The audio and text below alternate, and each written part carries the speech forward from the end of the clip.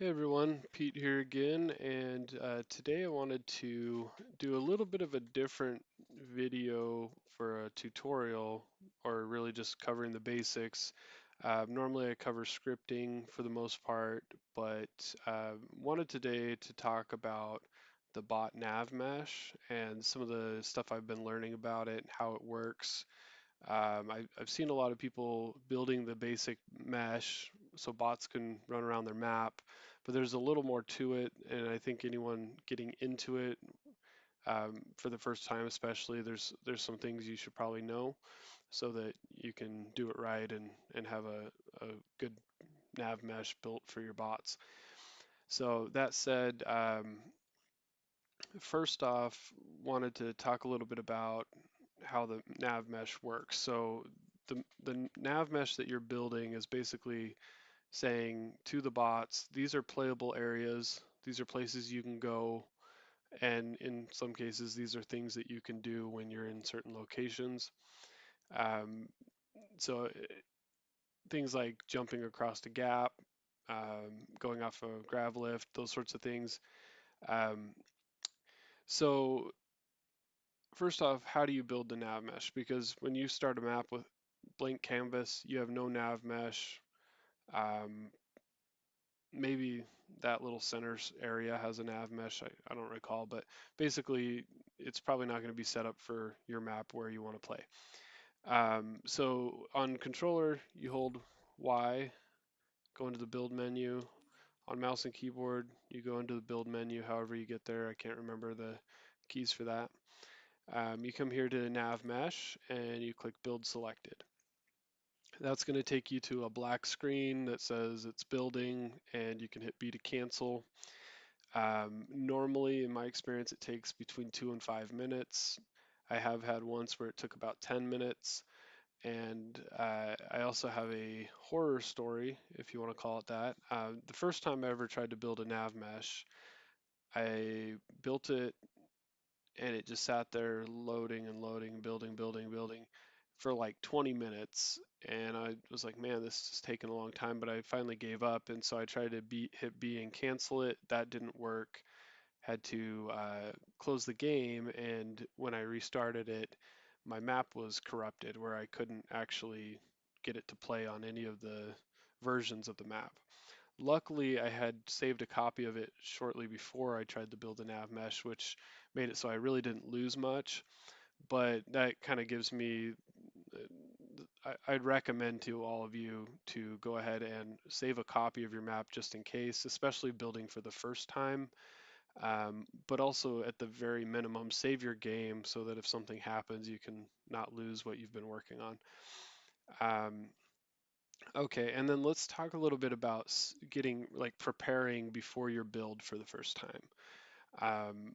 There are things called Nav Cutters, and there are things called uh, Nav Seeds. So talk about the Nav Seeds first. Nav Seeds are basically there so you can say, this is a playable area that I want it to build the mesh on. And the system building it is smart enough to know like how to connect a lot of those things. So normally you don't have to put it on too much. I'll give you an example. I had to put one on this rock because it's not connected to the rest of the map. It goes off of where spawning points are, I believe, to try and indicate or like determine where that playable area would be, and things connected where you could get to from that spawning point. Um, but this rock didn't get it the first time I built it. However, I dropped one nav seed on one of these back parts of the satellite, and it actually was smart enough to build everything because it was all pretty much connected on the same level. Um, that said, after I built it again, I actually put one in all the areas just to be sure because you know how it is. You always do overkill to make sure things happen correctly. But yeah, that's what the nav seeds are. If you had a bunch of floating rocks, like let's say we had a bunch of floating rocks to get up here, you'd probably want to put a nav seed on each one of those so that it will tell the game these are playable areas. You can jump from each one all the way up. So that's the bare minimum to get your Nav Mesh going. The Nav Cutters, the whole idea with those is to have areas that won't build Nav Mesh. So if you have certain areas that you just don't want your bots going, put this in. You can see that it's actually a boundary that you set the size of. This one I had originally had it because I didn't want the nav mesh built underneath inside this circle of my satellites.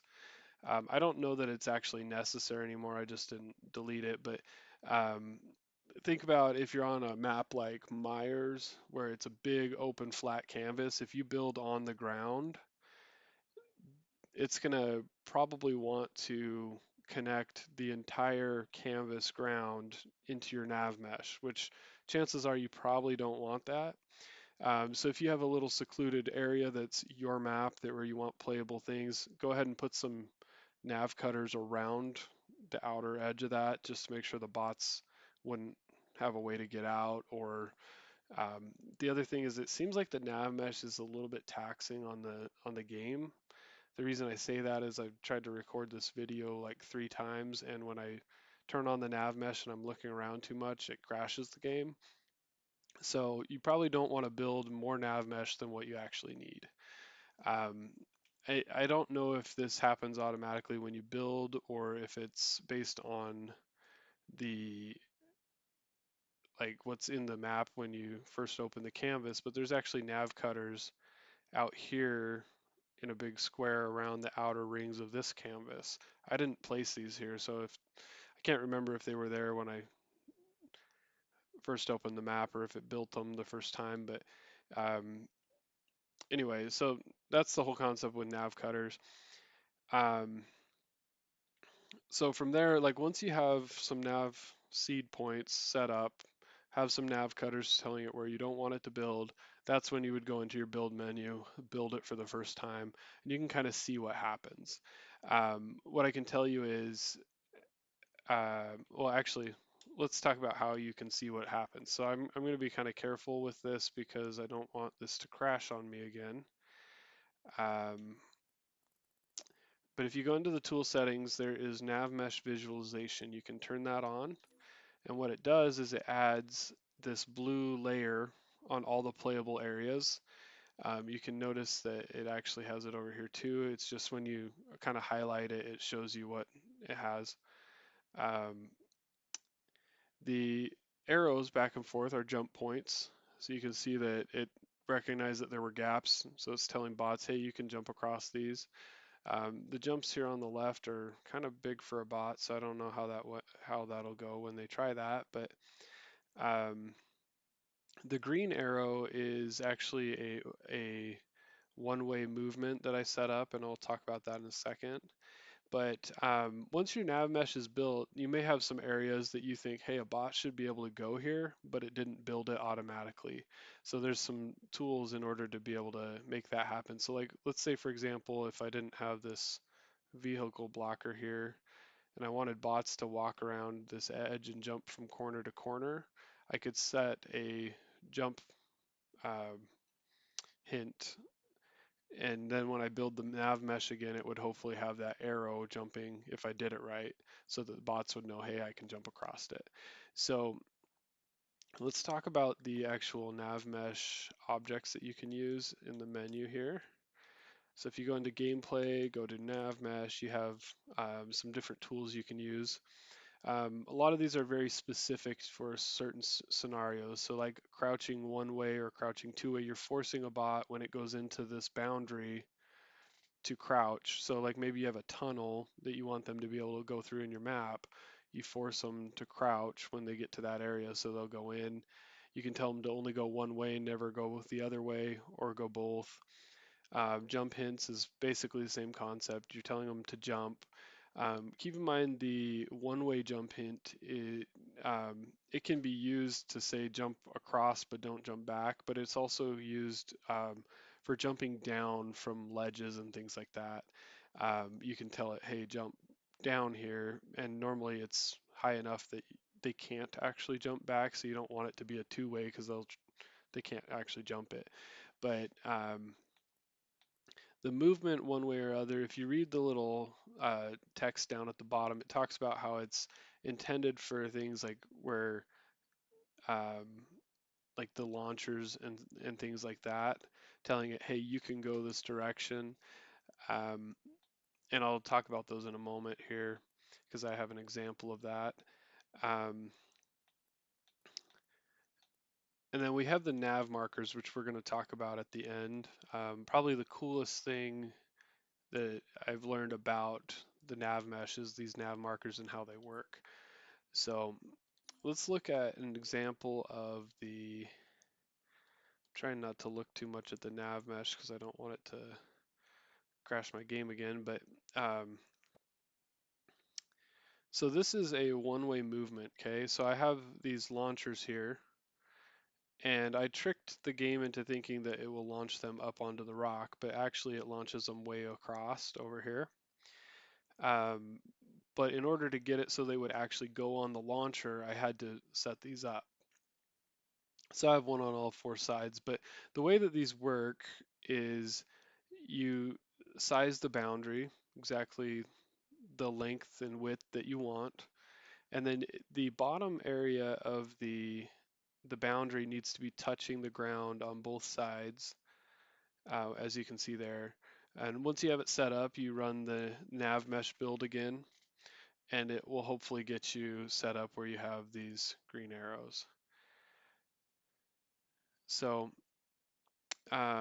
this next part, let me turn the Nav Mesh off. I want to show you another area, and I think it will cause the game to crash if I don't. Um, so let's talk about the Nav Markers, okay? So what these are used for is setting up paths for your bots throughout your map. This map isn't really a core map where you have like 3 lanes and where movement where you're gonna have like circulation throughout the map. But I think it has I can kind of show you what's intended with those nav markers. So, oh, that's a seed point. So I have my first nav marker here, okay? This is set up to be an explore nav marker. Now you can set it up 2 ways, either explore or you can set it up to be like a hiding point. The hiding point is intended for game types like capture the flag. Um, Basically, let me just show you here in the menu. You want to add labels in order to set these up just right for what you need. So let's see here. We've got navigation and labels, okay? So labels, you can tell it what game types you want these to spawn in on. Let's say if you only want these points to be set up for your capture the flag mode, you would set the label.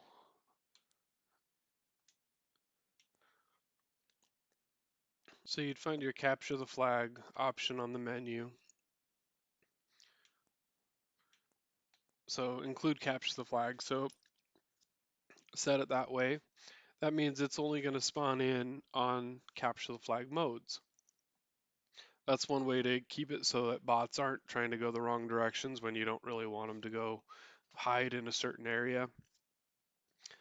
So you could set up a whole system for capture the flag, set them all to include on just capture the flag, and when bots are on that mode playing your map, they're going to go into all the right places. So you can see here, behavior is set to explore.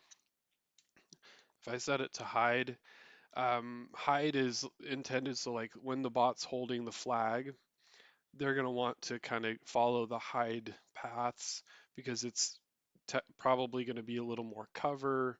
It's going to be more of a beeline back to where they're going to capture the flag at, or maybe side areas in order to stay safe. Explore, on the other hand, is intended for moving around the map, going from one point to the other. And so I want to talk about how the neighbor system works on this, because this is the part that I think is just mind-blowing cool. when a bot gets near one of these nav markers, it's going to kind of focus on it. Um, in this area, I have all the zombies spawn, and so the bots will actually immediately head towards this nav marker. Well, you can set a neighbor which tells it, hey, go to this next nav marker from here. I believe if you set more than one um, neighbor, it can pick which one to go to. So, like, let's say you have a hallway, you know, um, that's maybe shaped like a T, and you put a nav marker right in the middle of it.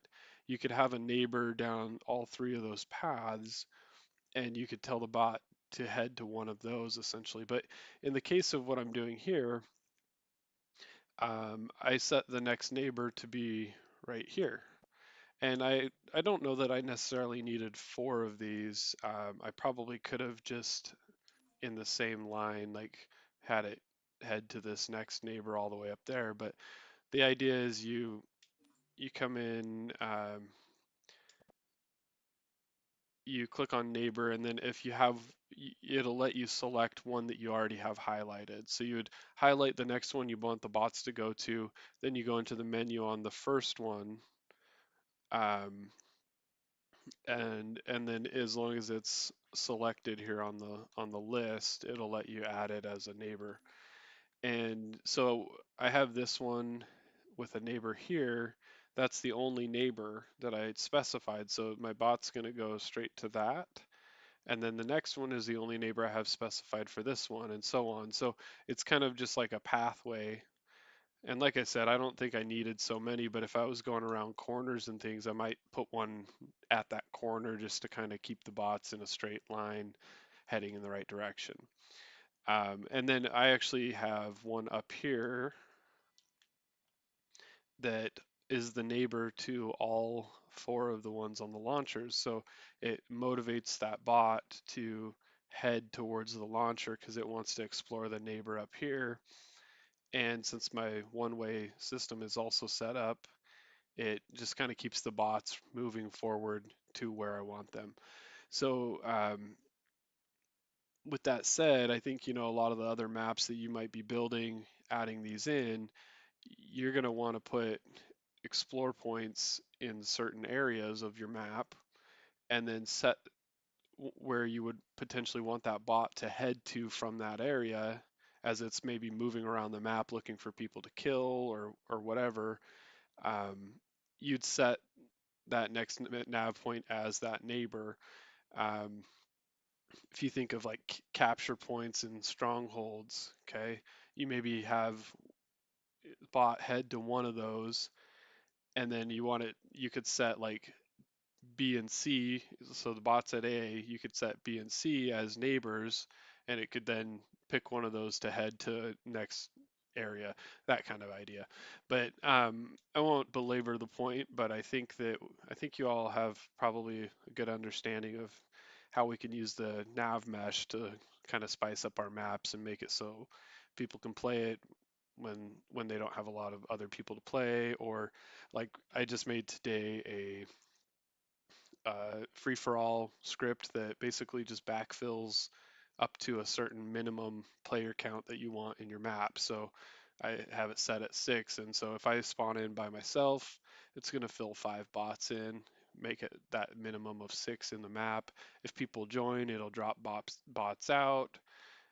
If we hit 6 human players, and we can keep going and adding more after that of human players, but at least we'll keep the bots flowing as we need, as people come and go. So I say that because there's stuff like that where you can get your maps set up for bots and have bots feeding into your map while you're playing and make it a better experience for people, especially if you do open lobbies and you're just kind of waiting for people to come in or things like that. You have something to do. But anyway, I'll end there, but wanted to share some of what I've been learning. Hopefully this is helpful for you. If you have questions, feel free to, make a comment. I do my best to get back to you pretty quickly. if I don't know the answer, I'm probably just going to tell you that because there's some stuff I don't know about this still. But I'll try and figure it out if it is something that I might be able to ask around about. But yeah, thanks for watching, and thanks for all the support, everyone.